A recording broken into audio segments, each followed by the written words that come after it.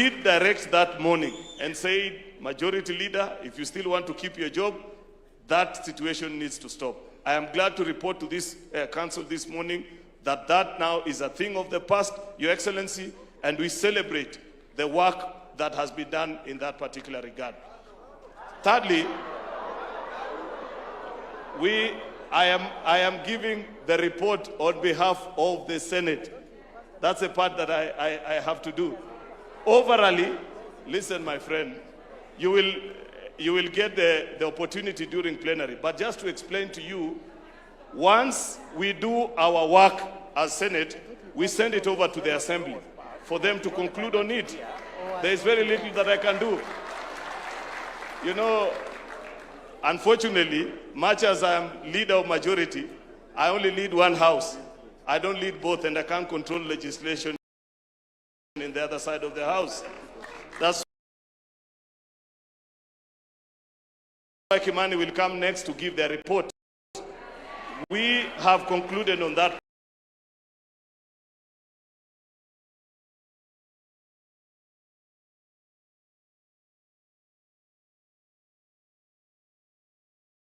The pension that you receive is based on what you contributed during your time as a member of parliament.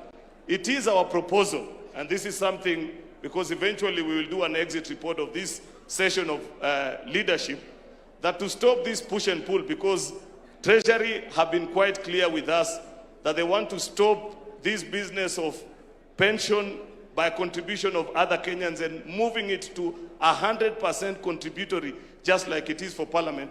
It is a policy position which we need to take, and once it's adopted, we will agree so that at the beginning of a term of a legislative arm, either Parliament or the County Assembly, or even for governors, because Governor Waiguru also keeps on pressing us about this because of their colleague governors, that once this decision is made that we go contributory 100%, that will be the direction, and we will implement that needs to be done. The final thing that I want to say on that particular regard is that we have, Your Excellency, challenges of party leadership in our legislative units, the County Assembly. And I remember at one time, you did direct that we need to make a decision.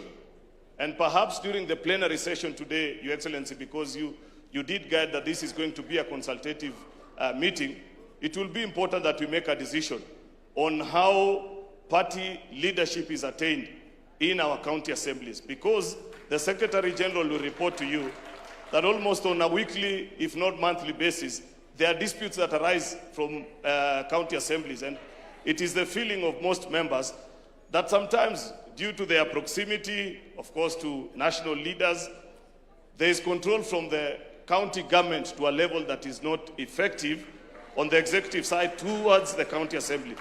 That once that decision is made, the political party's amendment that is before Parliament right now, we will put it in law drafted, because as it is today, the parties unilaterally make a decision.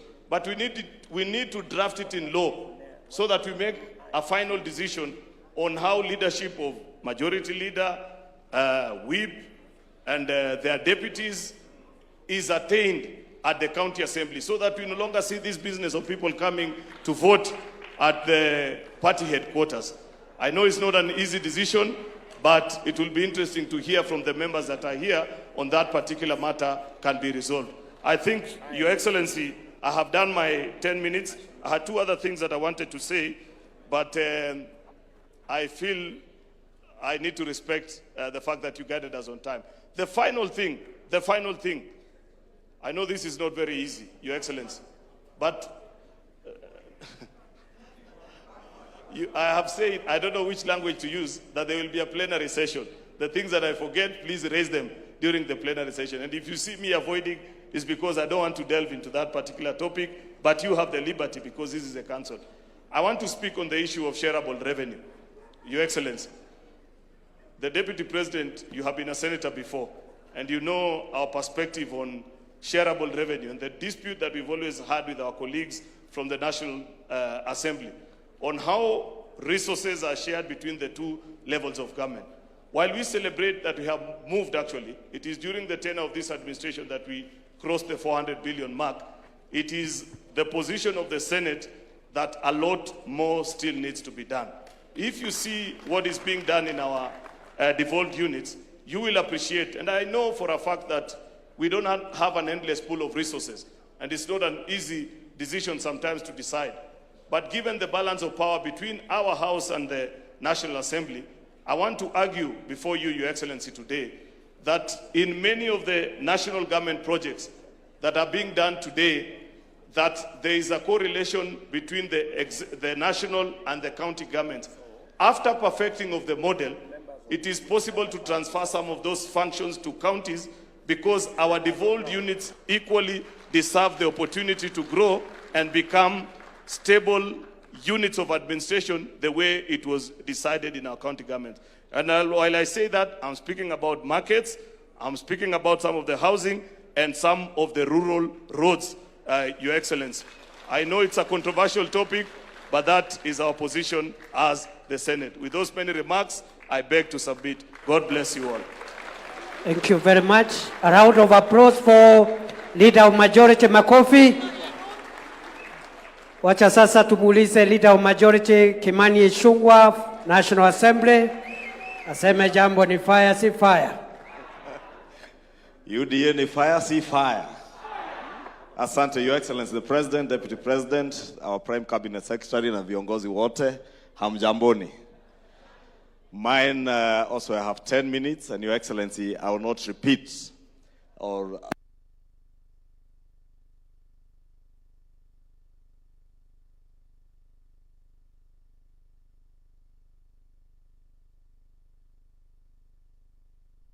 bicameral processes that we passed in the National Assembly, and many of them being money bills, they had to emanate from the National Assembly and were completed in the Senate. But Your Excellency, you remember back in 2022, as you told us at the beginning of this session, you did indicate to us that our manifesto, in fact you said, sio gazeti, la kusoma na kufunga nyama. And you said, when we christened it as we were drafting it, the plan, that it was a call for action, and it was a plan of work to be done.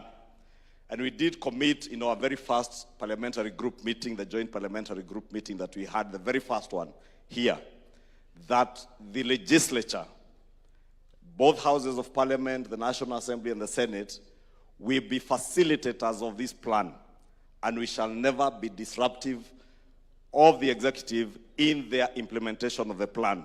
And I must take this early opportunity to thank all members of parliament, those in the National Assembly, and our brothers and sisters in the Senate, because indeed they have been very supportive and become facilitative of the implementation of the plan and not disruptive. And even under very difficult circumstances, Your Excellency, the events of June 2024 with the Finance Bill of June 2024, the immense misinformation and disinformation that went into that bill, and the consequences of our actions as parliament, many people around the country vilified members of parliament. But the president was very firm. And I remember, Your Excellency, in your State of the Nation address last year, you did indicate that indeed when the history of the transformation of this country is written, parliament and the legislature of the 13th parliament, the legislators that sat in the 13th parliament, will indeed have a paragraph on the story of the transformation of our country. And that transformation, Your Excellency, as my brother Aaron has said, did not just begin with what we committed to Kenyans as we campaigned together on the question of universal health coverage, on the transformation of our agriculture, but moving on now to even what you have called or christened the Singapore dream, or the journey to Singapore. That indeed, Your Excellency, as we put on page 10 of our manifesto, and I had hoped the Secretary General would have shared a copy of our UDA manifesto and the Kenya Kwanza manifesto. Part of what, Your Excellency, you have been speaking to is the establishment of a National Sovereign Wealth Fund and the National Infrastructure Fund that we actually put in black and white on page 10 of our manifesto. And we say that we shall establish a national infrastructure bank. We call it a bank in our manifesto, and that is what we are now calling a fund. And I know there are discussions, Your Excellency, on still how to actually implement that as a fund or as a corporation. And why not, for the support of many of these legislatures here in the National Assembly and in the Senate, we will not be where we are today. We can see light at the end of the tunnel because we know we'll be able to actualize that dream of moving our country from a third world to a first world nation because of the commitment and the dedication of members of parliament who become facilitators of that dream and that plan that we sold together to the people of Kenya. Your Excellency, when last year but one, in 2024, Parliament was heavily criticized and vilified because of the finance bill. You encouraged many of us here on June 25th or 26th when you called us, and together we agreed not to assent to that bill. That with time, Kenyans would come to realize that indeed Parliament was right. And I say that, Your Excellency, because later that year, on the 4th and the 5th of December, and I have said this before, we passed 97% of what was contained in the June finance bill without any incident, Your Excellency, at the end of the year. It is through the passage of those bills, the Business Laws 1 and Business Laws 2, the Tax Amendment Act of 2024, and the Tax Procedures Amendment Act of 2024, that we have been able to realize the immense movement of infrastructure projects, especially around the roads projects. Your Excellency, you remember, right around that time in June, July of 2024, we also amended the RMLF Act that eventually last year we were able to pass a small amendment to that act to help us realize the securitization program that enabled your administration to raise over 175 billion shillings that is helping us to move forward many road contracts that had stalled. And all of you are aware that we had road projects that had stalled in our constituencies, in our wards, from way back as 2015, 2016. And those road contracts today are ongoing, courtesy of the changes that we made to the RMLF Act and securitization of part 5 shillings out of the 25 shillings that is there in RMLF. Your Excellency, the health laws that we passed in 2023 is what Honorable Aaron was speaking to, and the Deputy President has spoken to it, on SHA, or the Social Health Authority, and how that has helped to actualize the dream for universal health coverage. And there are stories of the success of SHA today, Your Excellency, courtesy of the resilience of these members of parliament, MCAs and our governors who have helped us also to roll out and encourage Kenyans to register. That indeed today across the country, Kenyans are not being, we are not pleading as we were pleading before with Kenyans to register in SHA. They are the ones through word of mouth who are encouraging each other to register for SHA to be able to benefit from universal health coverage. Your Excellency, we have also supported in a big way the agricultural sector that and the reforms the Deputy President spoke to, whether it's from the sugar levy, the 4% that we put in 2023, 2024, and also, Your Excellency, in many supplementary and annual appropriations bills, we have ensured that we are appropriate resources to all the programs in agriculture, in energy, in roads, that will ensure that we're able to roll out that development program that we have for our country. And I must be very appreciative, Your Excellency, that we have never, as a leadership of the House, had any problem with any of our members. And indeed, we have seen the support of many members of parliament, even being able to speak to those who do not subscribe to our manifesto, to convince them in the passage of the appropriations bills that we do, the finance bills that we have been doing every year, because without the appropriation bills that we pass in the National Assembly, the supplementary appropriations that come to supplement what would otherwise not have been provided in the main appropriations bill, That is what actually rolls out the programs that we are speaking about here today. And we indeed feel part and parcel of the successes of this administration because, as Aaron has said, we campaign together and we are one team. Your Excellency, I did allude to the infrastructure fund. And I know many of the laws that we have passed have come in to feed this plan that we are speaking about here today. But the most critical that is ahead of us now is the establishment of that National Sovereign Wealth Fund and the National Infrastructure Fund.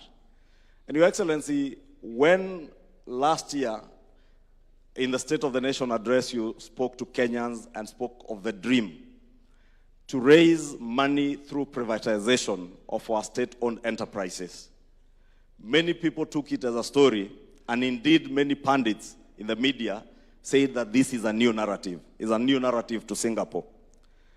But today, Your Excellency, with the opening of the IPO of Kenya Pipeline and the ongoing process in the privatization of Safaricom, we can actually see it now becoming a reality.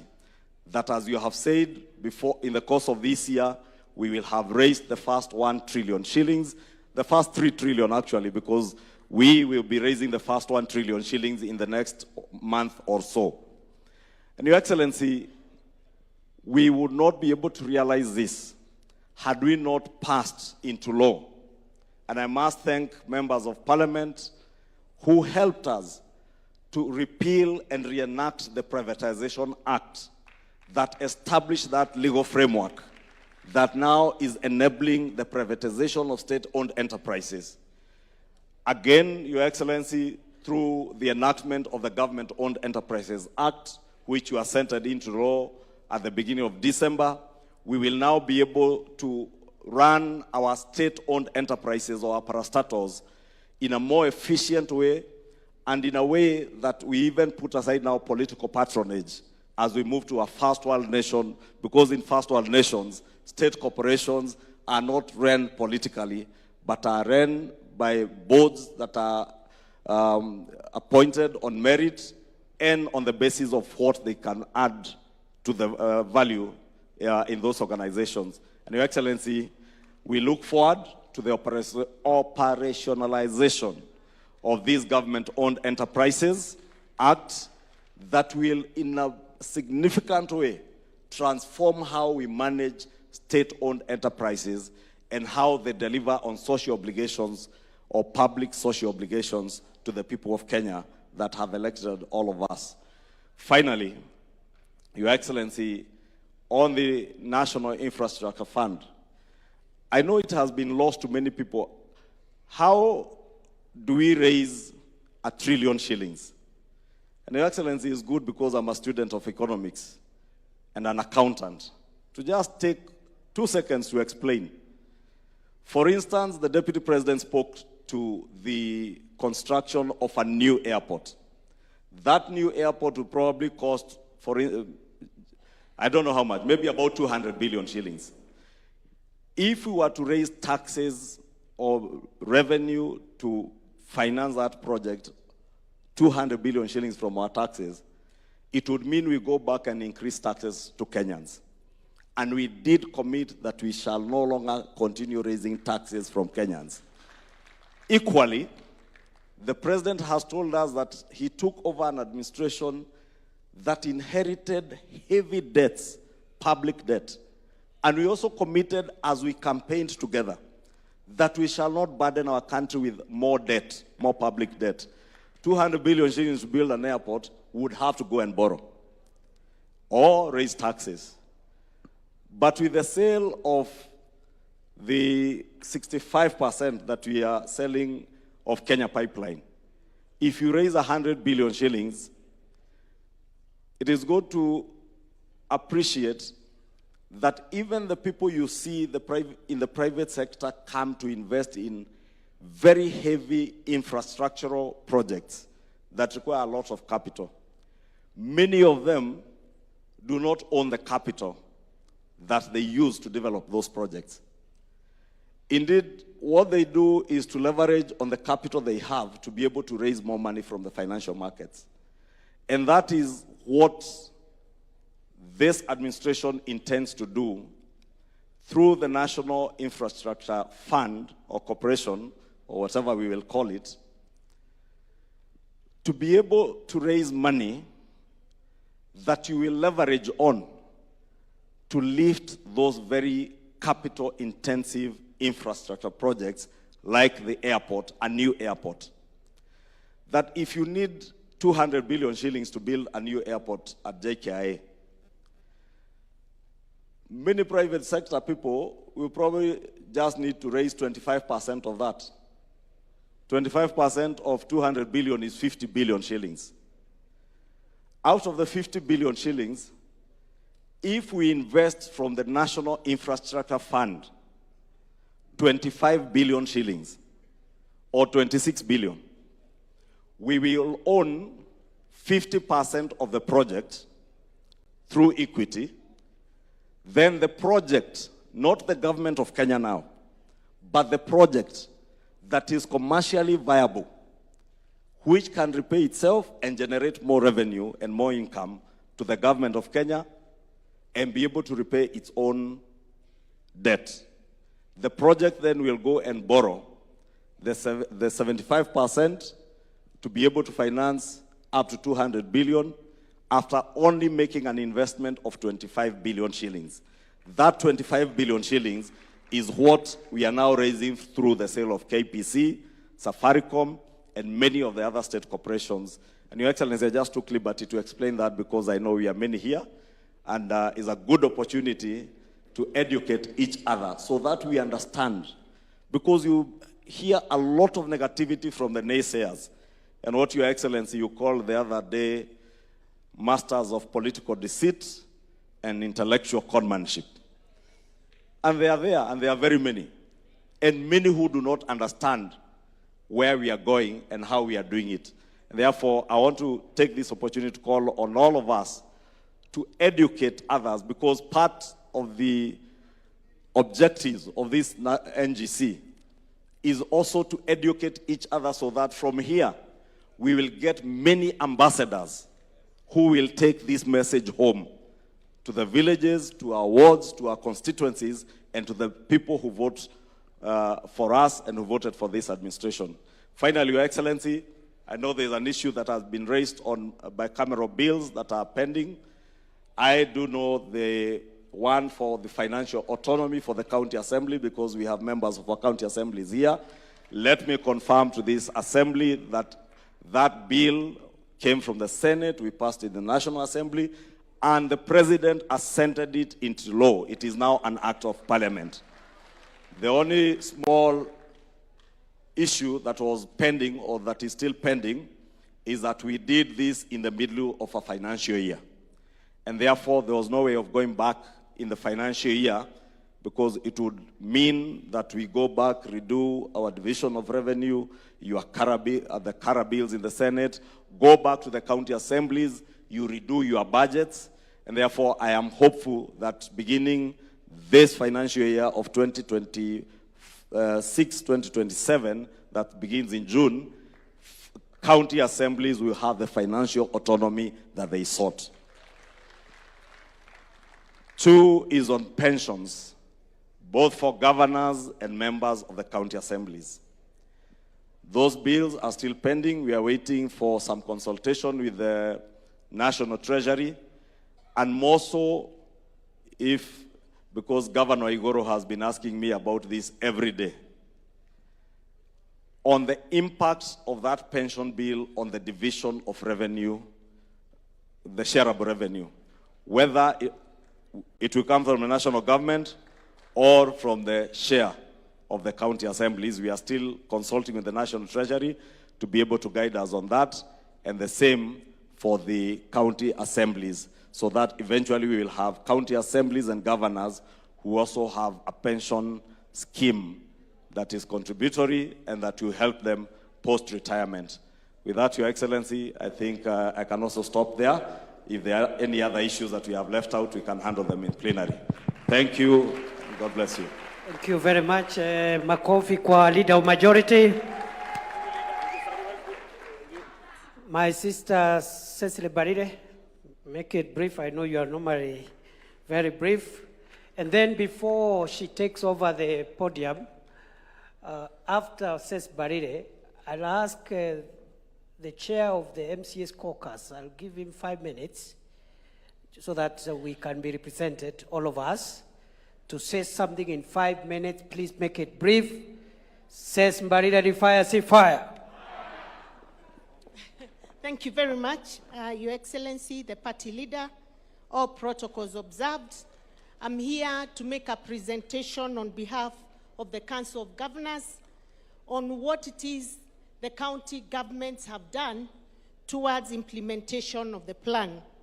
And I think a lot of it has already been talked to by the fireman himself. And so, Your Excellency, unlike the fireman, allow me to refer to my notes once in a while as we ensure we give the right figures. Sir, you have all heard that the universal health coverage can only happen through the county governments because health is devolved. And so after the National Assembly and the Senate passed the Health Act, we had to come up to enact the Facility Improvement Fund, FIF, and so 42 counties have enacted the FIF and 5 at advanced stage of enactment. And this has truly helped us in making sure that we implement the universal health coverage as per the plan. Further, we have partnered with the national government in ensuring that we have the 107,831 community health promoters who we pay half of the stipend, and want to appreciate the role that the MCAs have played at the county assemblies in ensuring that we continue to give enough resources to keep these great people, the CHPs, in the field every day. So we also want to appreciate that the national government continues to keep the CHPs also paid from the national government, and that we are able to ensure that they have their kits fully equipped to be able to do their work. On SHA, Your Excellency, I'm happy to report that together with the county government and national government, we've been able to register 28.34 million Kenyans across all the counties. And we want to continue to ensure that more and more are registered on a day-to-day. Many counties in our 16,500 facilities are in a continuous registration of the members of SHA, and we are happy with the development. Cumulatively, our county public health facilities have submitted claims totaling to 28.78 billion, Your Excellency, out of which, and it's important that people hear this, 28.7 billion claims from our county health facilities, and out of that 16.79 billion, which is 60%, has actually been paid. We are asking, and out of that, about 2.7 of the balance has been rejected, but we are asking, and out of the 2.7, 1.9 has been resubmitted after doing what needed to be done. So we are asking, Your Excellency, that the balance amount of our claims be paid out so that we can continue to offer services. Sir, another area that has really been a big success is provision of maternity services. And this I'm saying because there was the belief that what was there was more superior than what we have now. But I want to say that we are now having more mothers benefiting from SHA maternity services. And in the last summit, we were able to include level 2 facilities into the reimbursement of SHA because before, if a mother delivered in level 2, SHA was not reimbursing, but we are now happy it's happening, which means more mothers are benefiting.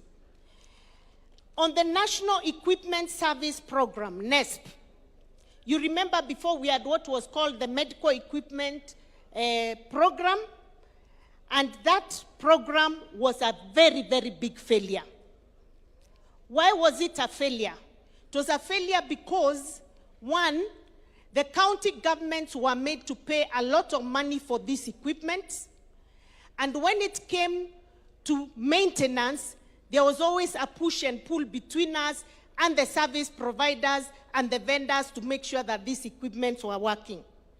Your Excellency, we want to thank you because through the National Equipment Support Program, currently 40 counties in 121 county facilities and 6 level 6 facilities are benefiting from this program with 6.1 billion Kenya shillings worth of equipment. Also, 75 equipments are being installed in various county facilities across the country, and the program has offered over 232,000 services since its inception in March 2025. A total of 80 officers from all the counties have been trained on the funds flow model virtually. We are happy that SHA has cleared invoices in 16 facilities and 3 lots amounting to over 346 million have been released. Under urban infrastructure, we do have a program called the Kenya Urban Support Program that is funded by the World Bank, and under it we have done 202 kilometers of urban roads, 171 kilometers on non-motorized transport infrastructure, 5,250 parking spaces, and 192 kilometers of storm water drains, and 31 kilometers of sewer lines. This we work closely with the national government. And also we have the Kenya Informal Settlement Improvement Program in 37 counties that is working towards ensuring that 95 settlements are upgraded in terms of infrastructure. In agriculture, Your Excellency, we are happy to report that we continue to provide the last mile distribution of fertilizer to our farmers, and we are happy with the partnership that we are having. We would like to request that this fertilizer, a lot of the farmers want to get it through their cooperative societies, and there's need to relook at the entire architecture of how that fertilizer is distributed so that we can be able to distribute it through the coffee, tea, cooperatives that are there on the ground. In terms of the dairy, out of the coolers that we've been told that have been distributed, we are happy that the county governments have worked closely with the national government to ensure that these coolers get to the farmers. We are happy with the progress so far, but we are requesting that you continue to give us more coolers because the demand is getting higher and higher as we move on. As the county government will continue to ensure that the cooperative societies are well trained, they are strong enough, and that there are facilities where these coolers can be installed. As was said by the Deputy President, a lot of our farmers are now digitally able to get information, advisories, and be registered so that they can be able to get the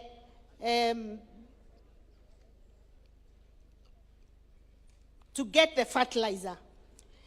We have about 1,925 agripreneurs recruited with zone mapping and business accelerator onboarding completed.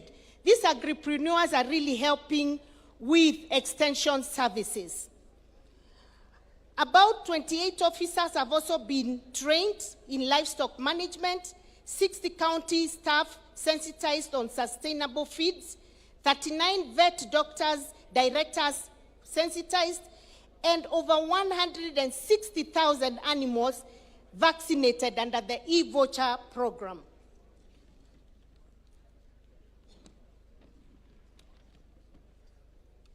We also want to say that we've worked closely with the national government in terms of market infrastructure. There are over 400 plus markets that are going on right now in the county are being done in collaboration with the county governments. We are providing the land and the management of those markets once they are complete. We appreciate that. Over 860 circles have been mapped out across the counties, one circle per ward, especially in the counties that are benefiting from the NAF CDP. County governments have successfully vaccinated 10.1 million animals and conducted 369,000 AI and distributed 1.6 million chicks. In trade, I did mention the markets, but let me talk about the CAIPs, the County Aggregation and Industrial Parks. Already 35 counties have commenced the construction. Most of the CAIPs are at advanced to mid-level stages across the participating county governments, the 35 of them. And I want to say that we are proud to say quite a number are almost in completion, with Meru leading at 99.3% completion, followed closely by Embu at 88%, Garissa 88%, Kirinyaga 86%, Migori 85%, Wajir 80%, Kisii 80%, Busia 79.2%, Machakos 74%, Kwale 69%. We want to thank His Excellency the Deputy President, who has provided leadership in ensuring that the first 11 counties will be able to be operationalized between mid-year 2026 to end of 2026. There's some moderate progress also happening in various other counties. Homa Bay, Bungoma, Uasin Gishu, Kakamega, etc. And we are very, very grateful. We have also, each country has been able to look at, identify their value chains and come up with an implementation plan. And that is work we are doing very closely with the county, with the national government. In the area of blue economy that I think you all heard, there's a lot of work going on. Counties have distributed about 760,000 kilograms of fish feed to farmers and constructed 12 new fish markets across 10 counties. Additionally, 22 beach management units registered as cooperative societies that have been established, especially in the 7 coastal region counties. On education, Your Excellency, we have enrolled in pre-primary education levels 1 and 2, and we have been able to increase our numbers from 2.9 million compared to 2.8 million in the previous year. And we have, for the first time, developed scheme or service for our pre-primary education teachers. We have also employed 79,864 teachers across the different counties. Our main concern though, sir, and I think we mentioned it at the summit, is counties have bursaries but are unable to disburse the same because of the challenge we are having with the controller of budget. We kindly request that you consider helping us to be able to handle that matter so that we can unlock this big problem. For now, we are completely unable to give the bursaries. As I come to the end, I want to request, we are happy, Your Excellency, that the two National Assembly and the Senate did pass the law that allowed for the independence of our county assemblies, And I want to say, as a Council of Governors, we were in full support of that. We feel it is the best way forward. But we want to request in the NADCO report, Your Excellency, other than pensions, there was also a request to institutionalize the ward fund, just like the national government, the CDF fund and the GAF. So we are requesting that this be expedited so that these MCAs can continue to do the great work they are doing through their ward fund.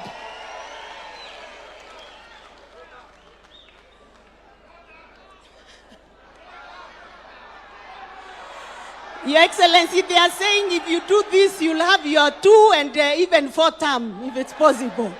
Thank you very much. It's a very, very weighty issue, and we fully support it. Your Excellency, as I add, I want to say this, and here now allow me to just say one word as the chair of the UDA party. You'll all agree with me. You'll all agree with me that the amount of work that has been done by this government is more than any of us even used to imagine had happened. And so this National Governing Council gives us an opportunity to live here knowing what has happened and to get the right messaging when we go to our villages, to our counties, to our wards and our constituencies. Your Excellency, I wish to tell you this, sir. I can see Dennis Itumbe is talking. I want to tell something to our party leader. Sir, we believed in you when we made you president in 2022. And today, more than any other time, we believe in you more. And I want to take this opportunity to congratulate you for the great work you have done. You are full of energy.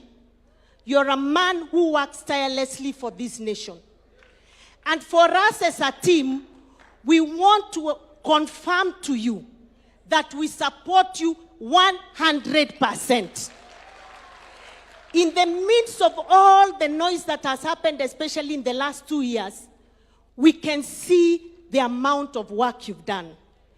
We can see your vision is finally coming to fruition. The story of Singapore is no longer a dream. It is going to be a reality in this country called Kenya.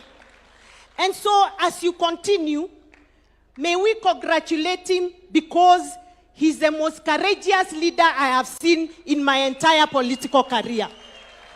Courage to be able to make political and policy decisions that he knows will help the country in the future, even if in the short term it is unpopular. Shah was the most unpopular. Isn't that the truth? But today, just talk to all of us here. We have less harambes to go to. And even when we are called to these harambes, we have less money to contribute because Shah is working. So I want us to all confirm to our president that going forward, we will do what we must do to make sure we get our second term. And that, Your Excellency, when you're coming on the ground, even the PSs, the CSs, if they are coming to a particular county, a particular constituency, a particular ward, and you have members who support the government in those places, please let us know, because we want to be there to scream loud the work you're doing for us. And finally, let me appreciate your deputy president. The fireman himself. First of all, I keep telling you that fire and Norma and Bwekse gave us fresh impetus. And we want to thank you because we've seen you crisscross the entire country, talking about government programs and projects without fear and with clarity. And today we have confirmed as you stood here that Your Excellency, this was the best decision you ever made. And so, we will continue to support you, Your Excellency, the Deputy President. And please continue to ensure there's fire across the entire country. Continue to give the President the much-needed support that he had lacked for 2 years. And Your Excellency, Paul, for what happened for 2 years, we didn't know you are suffering in silence until this guy came. So we are happy that you are making it. And you're doing a great job, Mr. Fireman. Kindiki ni fire, si fire. You have the support of the entire leadership of UDA and the affiliate parties. Thank you very much. May God bless you. Long live William Samoei. Asante.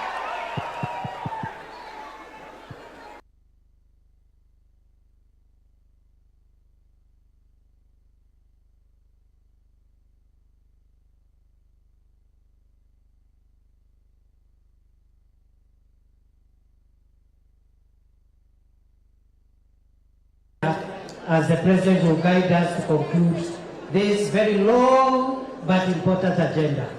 Endelea tafadhali. Hata wewe ni fire. Asante. Thank you very much, Your Excellency. Your Excellency, the President and our party leader, William Samoei Ruto, Your Excellency, the Deputy President, Prime Cabinet Secretary, our top party leadership, colleague members, Excellencies, the governors and deputy governors, members of parliament.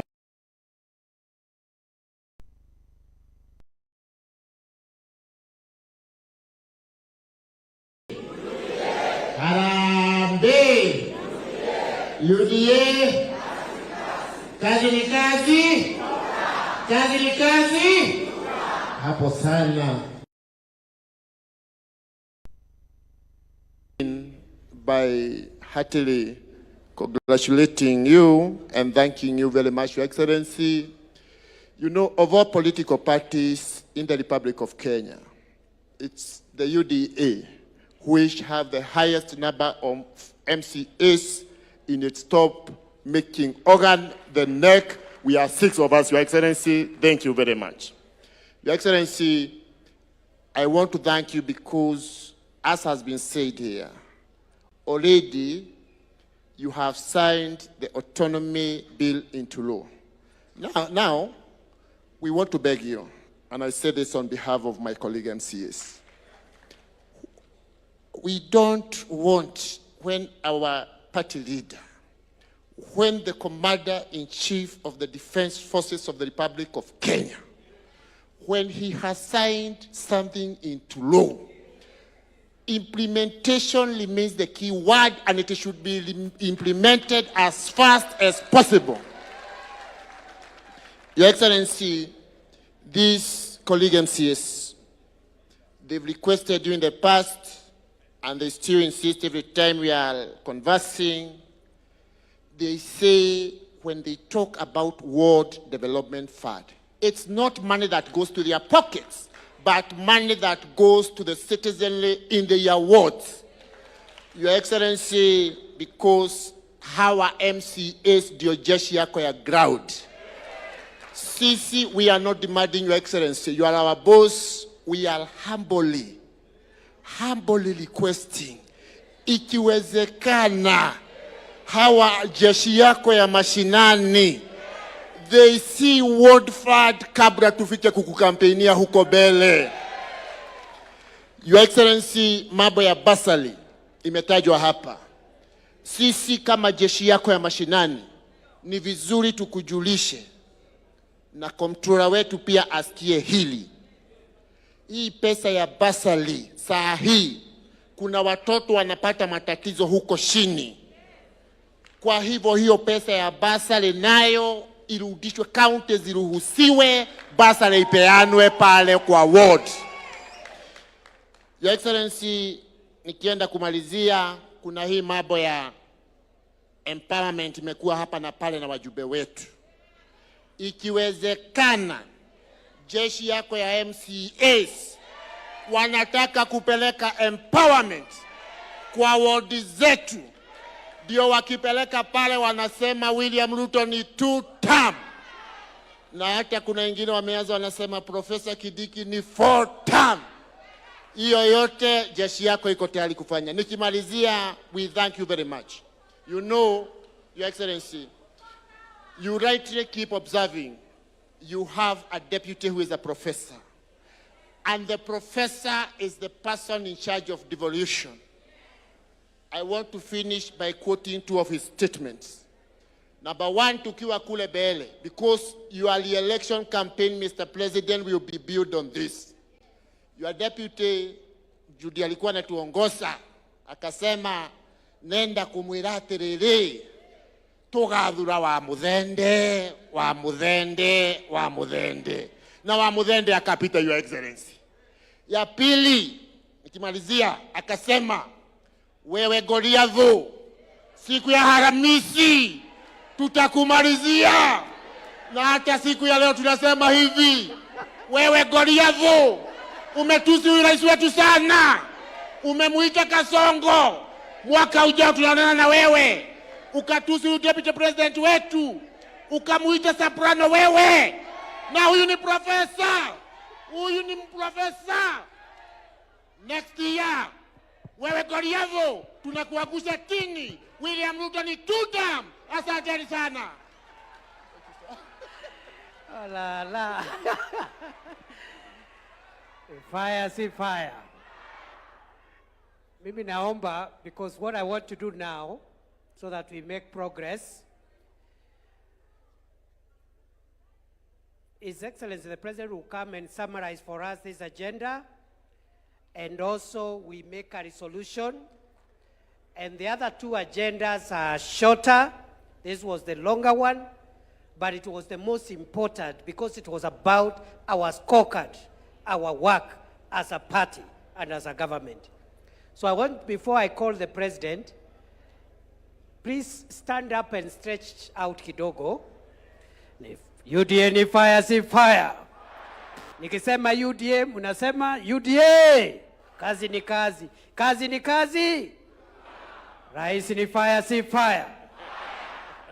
Aya, tafadhali tunaweza keti. Huyo deputy wangu ni fire, si fire. Wamesema ni fire sana. Basi, naamini ya kwamba sisi zote tumesikiza kwa makini scorecard ya serikali ambayo imeundwa na chama yetu ya UDA na marafiki zetu. Na kabla sijaendelea, kati yetu tuko na marafiki ambao wametembea na sisi hii safari. Wameungana na sisi katika kuunda serikali ya Kenya Kwanza. Hata wale hatukuungana na wao katika serikali ya Kenya Kwanza, baada ya uchaguzi wamekuja na tumeshirikiana na sisi, na kufaulu kwetu pia wamechangia sehemu kubwa. Tuwapigie makofi jameni. Tuko hapa na wanachama wa chama ya Ford Kenya, wapigie makofi. Are they here? Wanaweza kusimama? Some of them are there. Tuwapigie makofi. Thank you very much. Tuko hapa na wanachama wa chama cha Chap Chap wako kati yetu, tuwapigie makofi. Hapa tuko na wanachama wa chama ya Jubilee ambao wameshirikiana pamoja na sisi, tuwapigie makofi. Asanteni sana waheshimiwa. Tuko hapa na wanachama wa CCK, sijui kama wako humu ndani, kule nyuma wapigie makofi. Tuko hapa na wanachama wa UDM walimeungana na sisi, tuko na Gavana Mahmud hapa na viongozi wengine kule nyuma. Asanteni sana. Sijui kama kuna chama ingine nimesahau. Tuko na Wiper, wale wamekuwa katika chama cha Wiper wako hapa, wapigie makofi.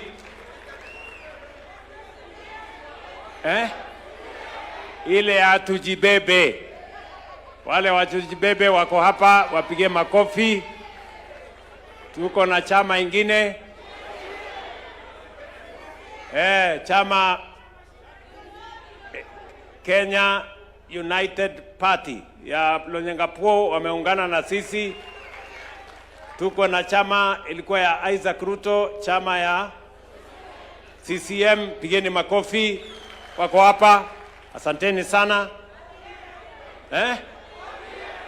Tuko na ODM, tutasema maneno ya ODM baadaye. Tuko na chama ya KANU, na watu wa KANU wako hapa. Wapi watu ya KANU wasimame? Chama yetu ya zamani, karibu sana, asanteni sana. Tuko na chama ya DP, yuko hapa Bwana Mondigi, asante sana. Na tuko na watu walichaguliwa kwa independent, wasimame. Hawa wote, lakini sasa hawa wote ni jeshi yetu. Na tunasema asanteni sana kwa kuungana na sisi. Sisi tunasema karibuni, tutatembea pamoja na nyinyi kuunganisha Kenya na kuunganisha Wakenya wote.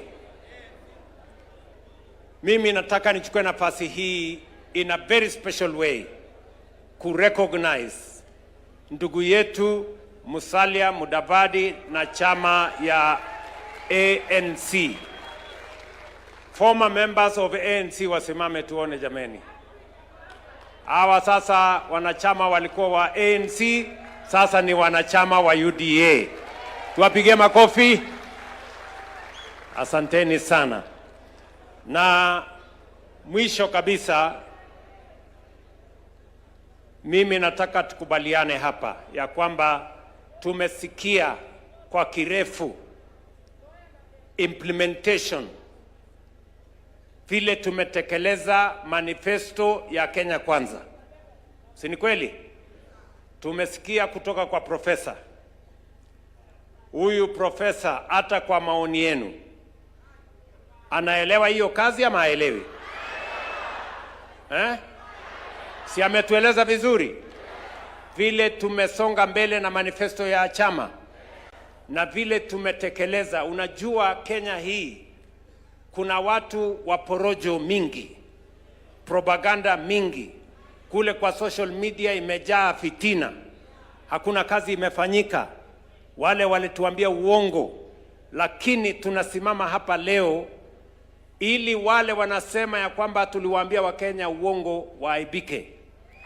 Leo tunasimama hapa, scorecard yetu inaonyesha wazi ya kwamba yale makubaliano tulikubaliana na Wakenya, manifesto Wakenya milioni 7.2 walipigia kura, imetekelezwa almost 80%. Maneno ya uchumi ni vile profesa ametueleza. Uchumi ya Kenya sasa iko imara.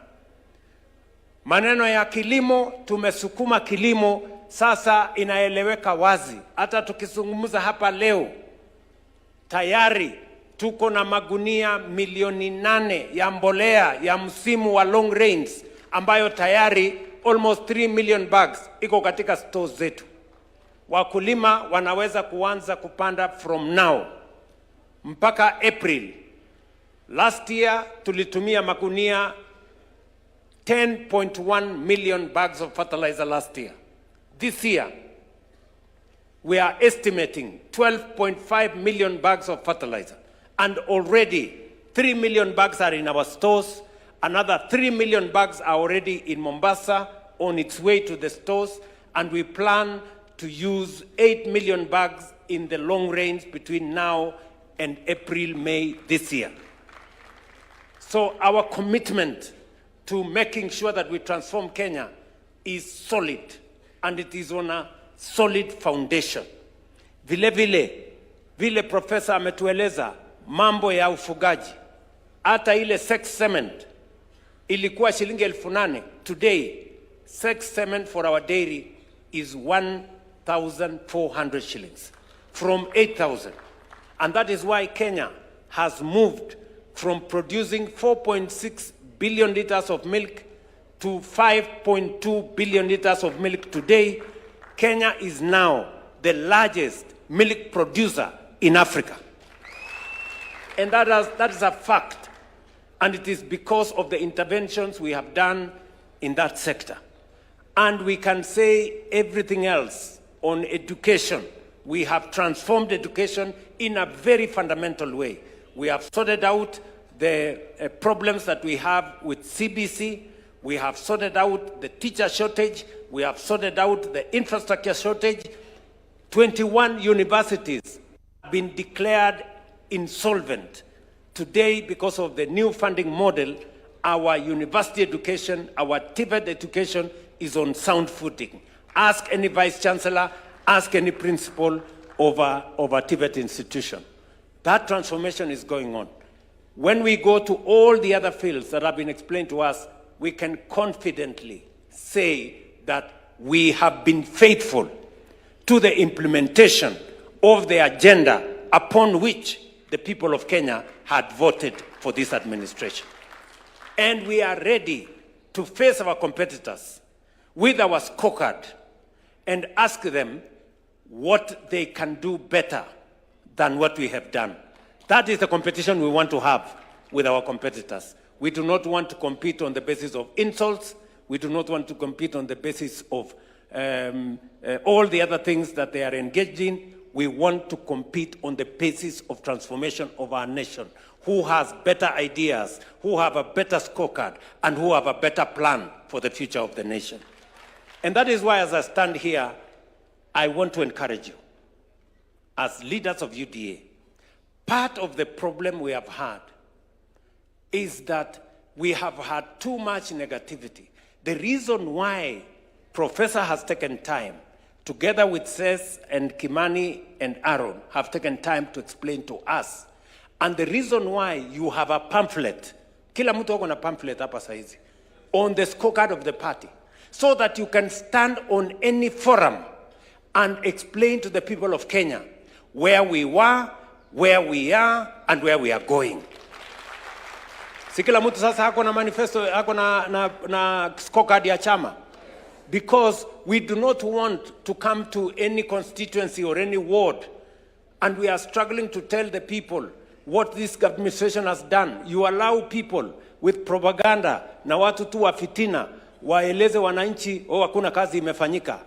Today, as I talk to you, the roads that had stalled, nyinyi mnajua, when we came into office, most contractors had left sites. Majority of the contractors had left sites. Lakini leo, all the contractors are back. All of them. Kama kuna mahali, maybe 5% ndio bado. Lakini 95% of the contractors are on site. They are working. And I want to confirm to you, we raised 175 billion. We are raising another 120 billion to make sure that all our contractors are on site until we complete the 6,000 kilometers of road that is going on in Kenya today. Hiyo program inaendelea. Program ya kwa mfano, nimeona dada yangu wa Mushomba yuko hapa. Pigeni makofi. We had a big problem with Mau Mau roads. Si ni kweli? And that was the quarrel wa Mushomba had with me. Maneno ya Mau Mau roads. And I want to say, when we came into office, only 20% of Mau Mau roads, only 20% of Mau Mau roads had gone on. About 600 kilometers of Mau Mau roads, only 20% had been done. Today, most of those roads are either 50, 60, 70% complete. And all contractors are on site. This year alone, we have allocated 2 billion shillings for Mau Mau roads. And we want to make sure we complete all the Mau Mau roads before 2027, so that we make sure that we can keep our promise to the people of Kenya as we spread road infrastructure across the Republic of Kenya. Tuko pamoja jameni? There was no way we were going to do all this when our economy was in tatters. And that is why we took time to consolidate our economy, to make sure that we make the right decision so that we can stand on a firm footing to drive our development agenda. And let me complete by saying the following. Now that we have a great scorecard that we are undertaking, most of the programs have been rolled into place. we now have a plan for the future, because we need continuity. And because we have a plan for the future, you have heard us say that we now have a clear plan on how we are going to move our country to the first world. And we also are not just talking about a plan. We also know how to finance that plan.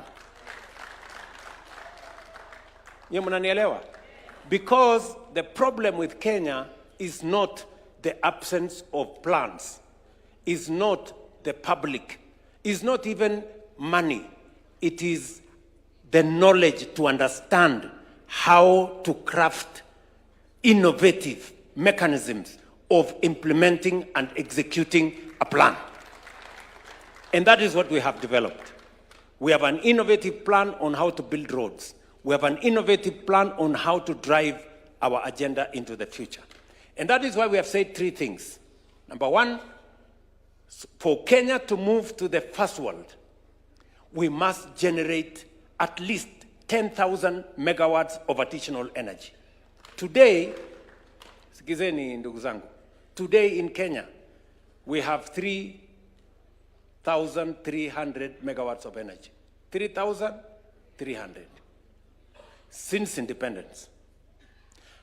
I went to Ethiopia this last year, about 3-4 months ago.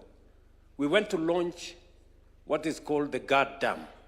In that dam, one dam, they are producing 5,400 megawatts. One dam. The whole of Kenya is 3,300. Munaona iko shida ama hakuna shida? Na ni shida hiyo ni kidogo ama ni kubwa? Shida hiyo ni kubwa sana. Sisi tunaelewana? And you know, we cannot drive our transformation if we do not have the energy to drive it. That is why we need to generate more energy. We cannot commit ourselves to industrialization if we do not generate energy. To generate that energy, we need between 10 and 12 billion dollars. That's about 1.5 trillion Kenya shillings. And do not worry, we will get the 1.5 trillion shillings. Tuko na njia ya kupata hiyo pesa. Do you understand what I'm saying? So that is the way we want to go. Let me give you an example. When I was invited to go to the United States by President Joe Biden, we signed an agreement between Kenya, Microsoft of America, and G42 of UAE to do data centers. Because that's the future. Technology is the future. And because we have green energy, America and UAE said Kenya is the right place so that we can use geothermal energy to drive our data centers. So tukaweka kidole ile kitu, tumefurahi sana. Mimi nimekuja hapa, nimetangaza maneno mzuri kabisa tu. Hii project ni ya karibu 1.2 billion dollars. Sasa kufanya assessment tukaambiwa data center moja inahitaji 1,000 megawatts of energy. Kenya mzima iko 3,000. Yani kuimplement hiyo data center moja, we have to shut down a third of the country. Sasa hiyo kitu ikakwama. Nyinyi mnanielewa? So going into the future, we cannot move Kenya forward unless we generate energy. And I want to tell you, we have enough energy. We have almost 10,000 megawatts in geothermal alone. We have 20,000 megawatts of energy in wind energy. We have enough reserves to generate sufficient energy to drive our industrialization, our manufacturing, and our technology progression. Tunaelewana? That is why we have said, as a country, in the next 5 to 7 years, we must generate 10,000 megawatts of energy, and we must have the resources to do it. Number two, we have also said, for us to move Kenya to the next level, We must stop living on the edge. It is a big shame that 60-something years after independence, we are still importing food into Kenya. For your information, we still import 500 billion of food into Kenya. Mahindi, tuna import. Wheat, we import. Rice, we are importing. Edible oil, we are importing. I don't know what we are importing. It's a big shame. And that is why we have said we need to transform our agriculture. The biggest potential we have today in agriculture is in our arid and semi-arid areas. That is the place where we have the most land. Galana Kulalu is an example.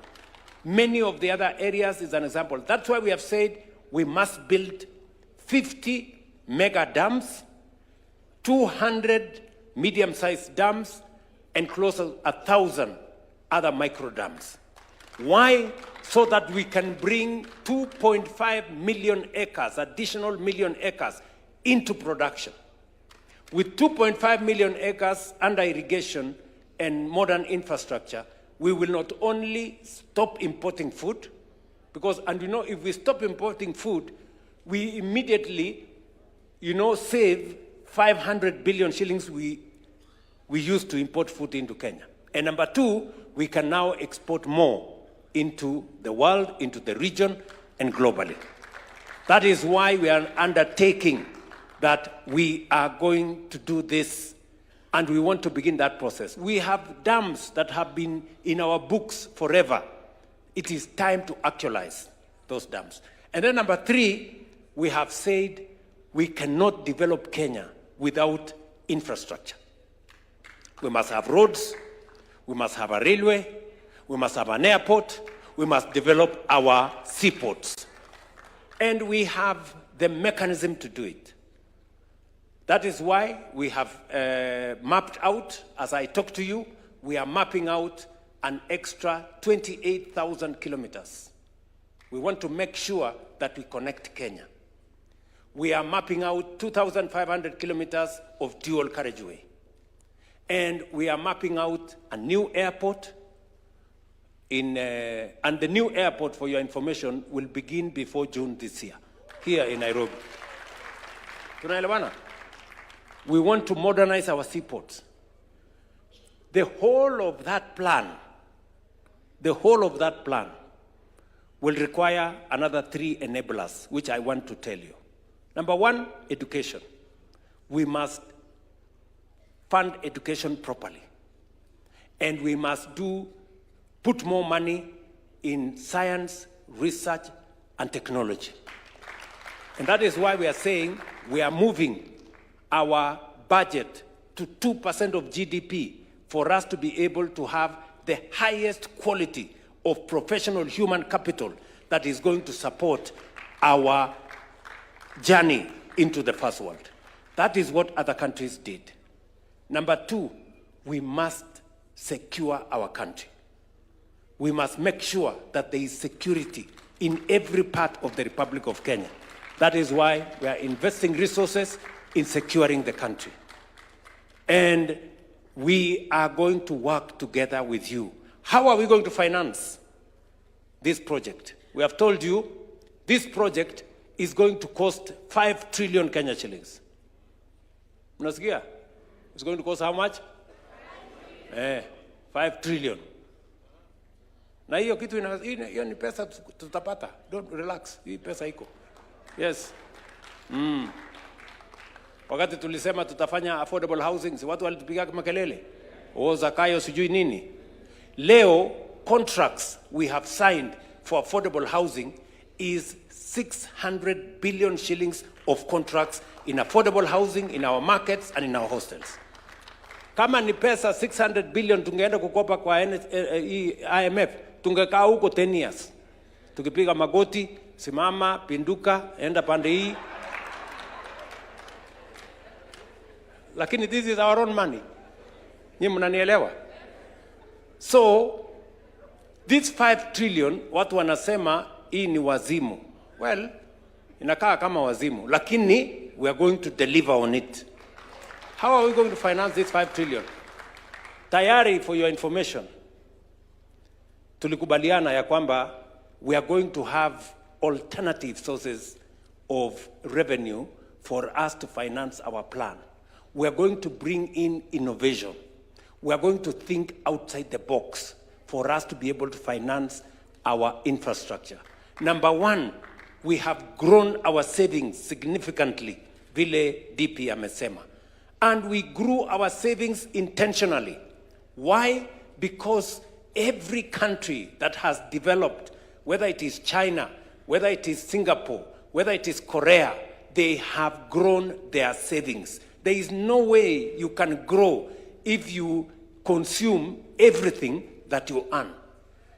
Let me give you a basic example. Sijiongei mambo makubwa. Basic example. Tanzania today has a bigger social security fund than Kenya. Yet, Tanzania's economy is 60% of Kenya. Why? Because they made the decision on savings earlier than us. In Tanzania, you save by law 10% of your salary, 5% government saves on your behalf. In Kenya, we changed the law. In 2013, myself and Uhuru Kenyatta, we decided, because we sat down and we said, we need to change the law so that we don't remain backward when other countries are moving forward. We changed the law in 2013, ilienda kotini, kelele, siasa nini. But when I came into office, I straightened that. Today, everybody of us is paying 6% of their salary. The government or your employer is paying 6% for you, which is your money. We will get rid of old age poverty. Wale watu wanamaliza kazi wanaenda wanakufa kwa sababu hawana pension. We have gotten rid of that problem. Number two, we have built a big war chest for our development. Vile mulisikia, for 60 years, we had saved 312 billion shillings. For 60 years, pale NSSF. Kwa sababu tulikuwa tunasave shilingi 200 kila mwezi. When we changed the law, in 2 years, we have doubled what we saved in 60 years. Just in 2 years. Today at NSSF, we have 670 billion shillings. By next year, 2027, we will have 1 trillion shillings at NSSF. Tell me what's going to happen in 5 years, in 10 years, in 20 years. In 10 years, we will not be borrowing money from China or any other country for that matter. We will be using our own savings to drive our development. That is what transformation looks like, friends. That's what transformation looks like. And just for your information, that is how other countries have moved forward. Today, because Tanzania has a bigger social security fund, nilialikwa ati niende hapa hill. Imagine Tanzania, a smaller economy. Wako na pesa mingi mpaka wanakuja kununua shamba hapa hill, wanajenga nyumba ya gorofa 29 floors hapa. Because they are investing, sisi tumelala. Bado tunalipa 200. Hiyo inaitwa ujinga. Ama you can call it any other name, but that's what it is. So lazima tuachane na hiyo ujinga, sisi tusonge mbele. Tunaelewana jameni? Let us make the right decisions for this nation. And when we make the right decisions, we will see how Kenya is going to change. That is why you people seated here, don't just imagine that you are sitting here. You are sitting here because history has given you the opportunity to sit here. And we must acquit ourselves. We must be the generation. We must be the leaders that finally made Kenya the Kenya we all want it to be. Please, I want to ask of you. And we can change this country in our lifetime. Mukisikia Professor akisema in a generation, we can change this country. In the next 30 years, Kenya will be a first world country. Mungu atujalie. Inshallah. Ama namna gani, my friends? Si tuseme hivyo? And how are we going to do it? Already, I told you, we are going to find the resources. Today, as I talk to you, we have an opportunity to buy, as Kenyans, we have an opportunity to buy shares in Kenya Pipeline. Each and every one of us here, we have an opportunity to buy shares in Kenya Pipeline. Kenya Pipeline is not going to go away from Kenya. It's only that we will raise the money and let Kenyans own. It is part of democratizing ownership. It is part of democratizing wealth of our nation, so that each and every Kenyan can have access to owning what we have built together as a nation. So today, we are selling shares in Kenya Pipeline at the Nairobi Stock Exchange. And we are going to make sure that every Kenyan who has applied, first and foremost, gets their share before we move to anybody else. Many people I have heard have gone to Parliament to say, oh, you know, these shares of Kenya Pipeline have been overvalued. You know, hii share has been overvalued. Kwani mtu alikuwa anafikiri mali ya umma atakuja tu abebe hivi hivi? Hapana. Hii ni mali imejengwa over time, my friend. Hii ni mali imetengenezwa over time. So we have made sure that the people of Kenya get the best deal from their asset. Because it's not just us who are going to buy. There will be others who will buy. Sijui kama tunaelewana. So we have negotiated the best deal for the people of Kenya, so that that money is raised so that we can use it to develop our country. We will raise possibly 110 billion from that sale of Kenya Pipeline. And I have told the people of Kenya, in the past, corporations were privatized. The money was used to pay salaries and to pay debt. Let me say, for the avoidance of any doubt, the commitment I made to the people of Kenya, any money, proceeds of privatization from Kenya Pipeline, from Safaricom, or from any other entity will be used for only one purpose: to develop the infrastructure of Kenya. Not a single shilling is going to pay salary. Not a single shilling is going to pay debt. We are going to use that money to build additional wealth. We want, when we sell one piece of infrastructure, we develop 5 pieces of infrastructure, which can be sold later down the road. Nye mnanielewa? Yes, that's what we are going to do. And with what we are going to do in the next 2 months, by God's grace, in the next 2 months, we are going to raise about 350 billion shillings from privatization at the capital market. How much are we going to raise? 350 billion. Nanielewa? Na hiyo 350 billion is going to enable us to build infrastructure worth 4 trillion Kenya shillings. Akili. That's what we are going to apply. Ni mnanielewa? Tuendelee ama tuendelee? Yes. Now, atusemi next election, in the next 2 months, we begin that journey. We are not talking about the next election. We are talking about now going into the future, into the next generation. So, with that money, we can be able to do the roads, we can be able to do the dams, we can be able to generate energy. So, if we have 4 trillion shillings this year, ile project yetu ilikuwa, program yetu ilikuwa trillion ngapi? 5. So this year we will raise 4. Imebaki 1 trillion. Hiyo tutafanya ukarabati kidogo kidogo, next year tumalize, Kenya isonge. Tunaelewana jameni? And we are very confident. We are going to tell the people of Kenya how we are going to do it. We stabilized the economy when nobody believed in us. We stabilized agriculture when nobody believed in us. We sorted out education when people thought it was impossible. We have sorted out health when people thought it was difficult. We are going to move Kenya from a third world country to a first world country in this generation. And that is why this meeting is important. You people sitting here, you are the people who will make that history happen. Tunaelewana? And that takes me to the next two items, and I want to take both of them together.